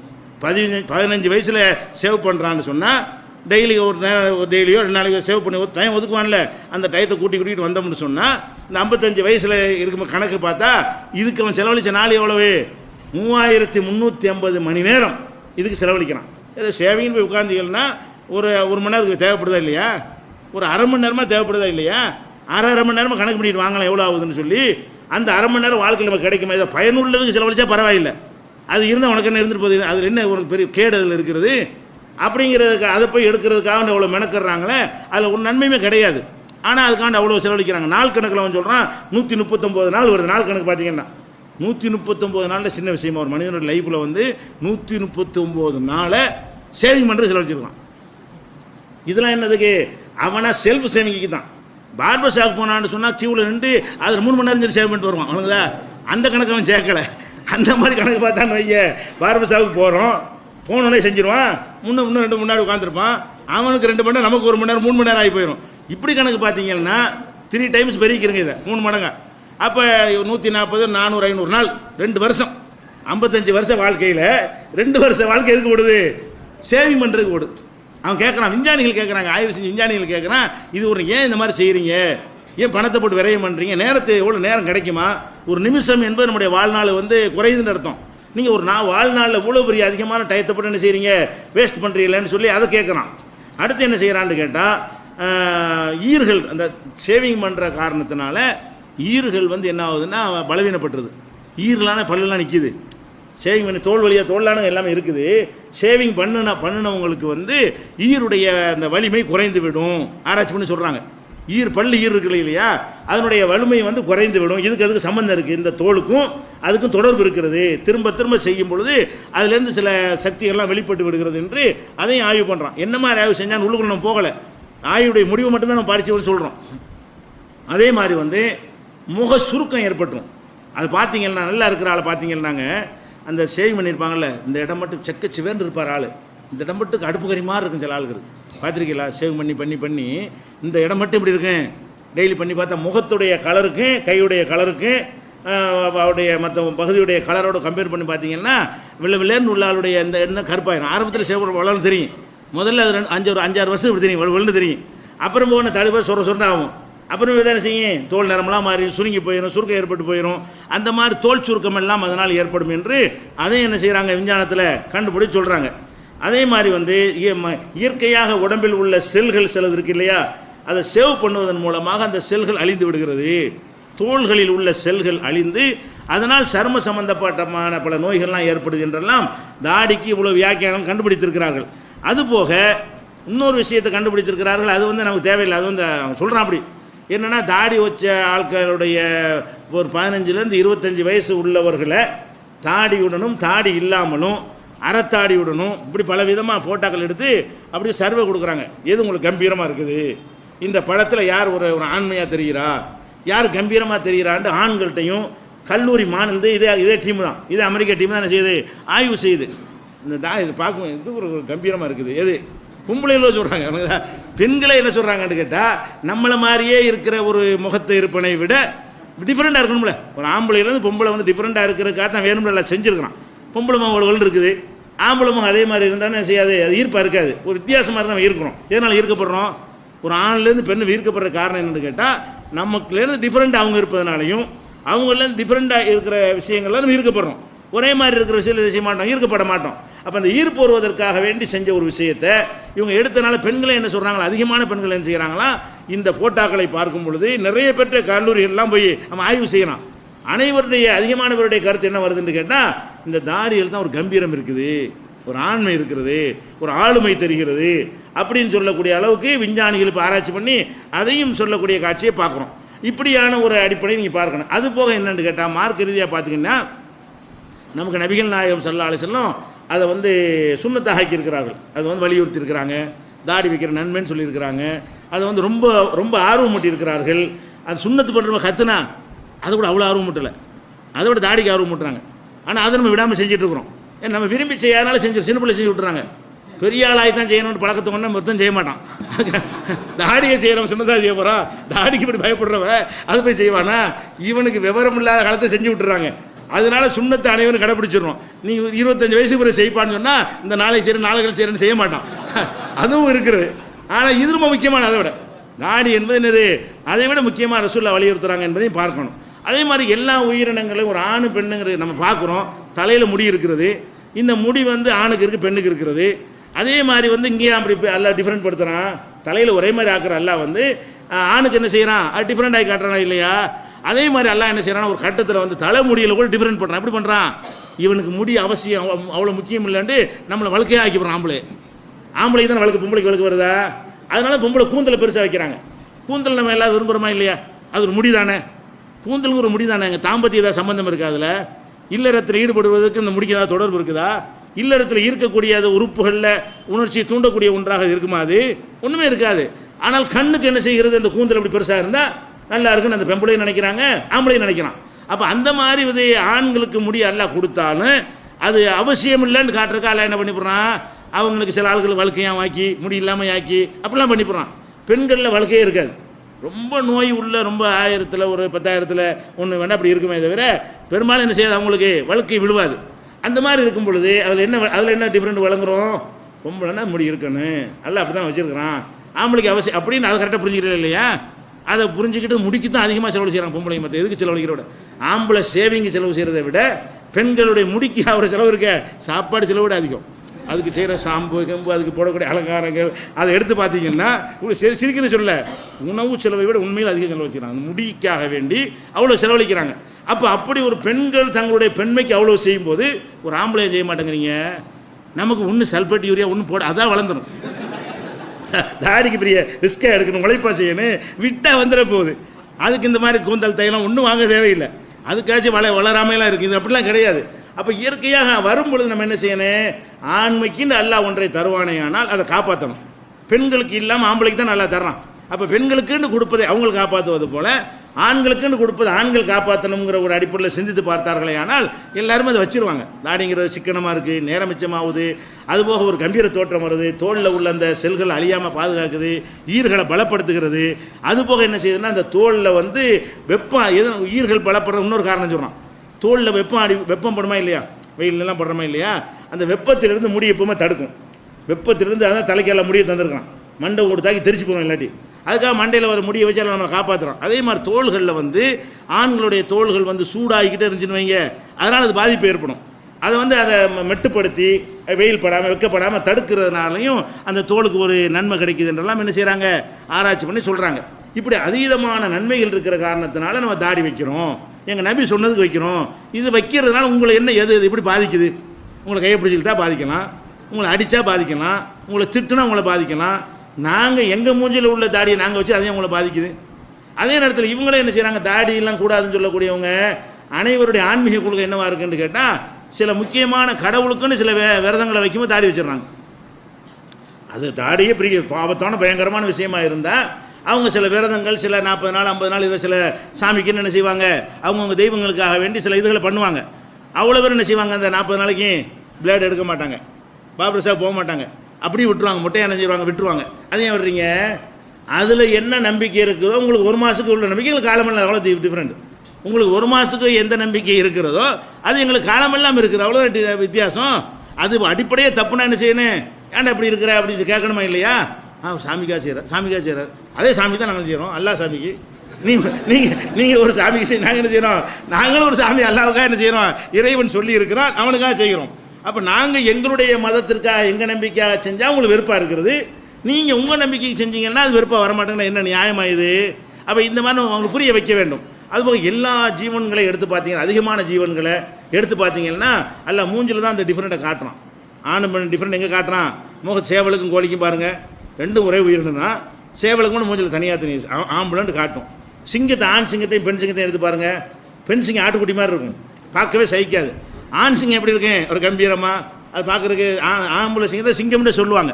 அந்த மாதிரியான ஒரு தோற்றம் வந்து அதுக்கு தான் இருக்குது. இப்படி ஆணுக்கு தான் திமிழ் இருக்கும், அந்த தந்தம் இருக்கும். அது மாதிரி காலமாட்டில் எடுத்துக்கிட்டிங்கன்னா ஆண் காலமாட்டுக்கு தான் அப்படி என்ன செய்யும், ஒரு கம்பீரம் இருக்கும். இந்த இது மாதிரி தொங்குமில்ல, இந்த இது ஒரு சவு மாதிரி ஆம்பளைன்னு காட்டுறதுக்காண்டு இப்படி அல்லாஹ் வந்து அப்படி டிஃபரெண்ட் வச்சிருக்கிறான். முகத்திலேயே ஒரு தோற்றத்தை வச்சு தான் இருக்கிறான். அதை அடிப்படையாக வைத்தும் நபிகள் சொன்னார், தாடி வச்சா பிரித்து காட்டுறாங்க, தனியாக போயிட்டாங்க, இப்படி எல்லாம் பேசுகிற காட்சியை பார்க்குறோம். அதே மாதிரி என்ன செய்கிறாங்க, நம்ம அரபியில் பேர் வச்சுக்கிறாங்க. எல்லாரும் எல்லா மாத்தையும் பாருங்கள், புத்தர்களாக இருந்தாலும் தமிழ்நாட்டு புத்தர் தமிழில் பேர் வைக்கிறான், தமிழ்நாட்டு கிறிஸ்தவர்கள் தமிழில் பேர் வைக்கிறாங்க, தமிழ்நாட்டில் உள்ள இந்துக்கள் தமிழில் பேர் வைக்கிறாங்க. முஸ்லீம் மட்டும் என்ன செய்கிறது, அரபியில் தான் வைக்கிறேன்னு பேரை வச்சுக்கிட்டு இருக்கிறீங்க. எப்படி தனியாக போயிடுறீங்க, பேரை பார்த்தவொடனே தெரியணும். ராமசாமின்னு சொல்லிட்டு தெரியாதுல்ல, அப்துல் கார்னா முஸ்லீம் தெரிஞ்சிரும்ல, நீங்கள் அதில் ரொம்ப தனிச்சு காட்டுறதுல ரொம்ப வெறியாக இருக்கிறீங்க அப்படின்னு கேட்குறாங்க. ஏன் சுன்னத்து பண்ணுற கூட என்ன செய்கிறாங்க, கேள்வி கேட்குறாங்க. பாஷை கூட நீங்கள் தமிழோட ஒட்ட மாட்டேங்கிறீங்க, நீங்கள் ஒரு டைப்பாக பேசுகிறீங்க, எல்லாம் அப்படி நிறைய குற்றச்சாட்டுலாம் இருக்குது. இது மாதிரியான என்னென்ன விஷயங்கள் நம்ம பிரித்து பார்க்குறோம், அதுக்குரிய காரணம் என்ன, அதில் என்ன நியாயம் இருக்குது, எங்கள் பக்கம் நியாயம் இருக்கா நியாயம் இல்லாமல் செய்கிறோமா என்கிற விஷயத்தை இன்ஷா அல்லாஹ் என்ன செய்வோம் நாளைக்கு